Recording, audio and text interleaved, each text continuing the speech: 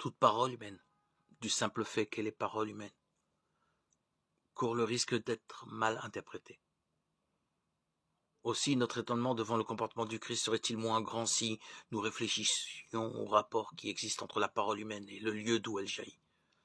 Nous disons du lieu où s'origine la parole, car dès lors que quelqu'un nous interpelle, se pose à nous, plus ou moins consciemment, la question de savoir d'où il nous parle et d'où nous l'écoutons. Tout interlocuteur laisse en effet entendre dans ce qu'il dit le lieu d'où procède la parole, c'est-à-dire le lieu où il se situe lui-même, le lieu d'où il est.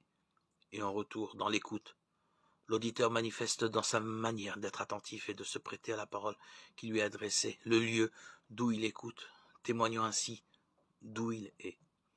C'est dire que toute conversation, toute adresse et toute écoute réciproque de la parole présuppose un lieu d'entente et d'accord susceptible de permettre la rencontre.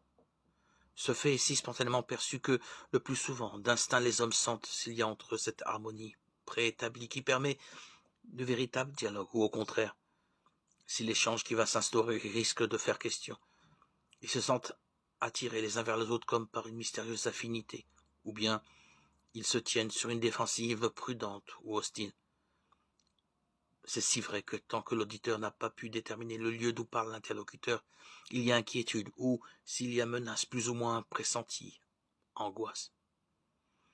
Aussi bien des hommes qui s'abordent se comprennent d'autant plus facilement que sont plus proches les plans sur lesquels ils existent et d'où ils parlent.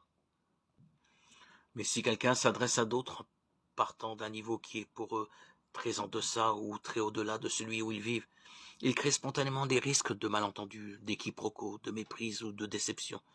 Ces réflexions ou ces questions partent de si loin ou de si près qu'elles déconcertent ou suscitent le trouble. Sa conduite correspond si peu à l'attente des autres qu'elle paraît soudain excentrique, scandaleuse, déraisonnable.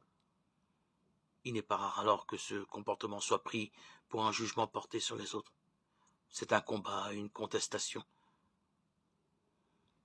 Ce qui vient d'ailleurs déconcerte. Ces réflexions concernant le lieu de la parole manifestent clairement qu'il y a plusieurs niveaux de rencontre entre les hommes.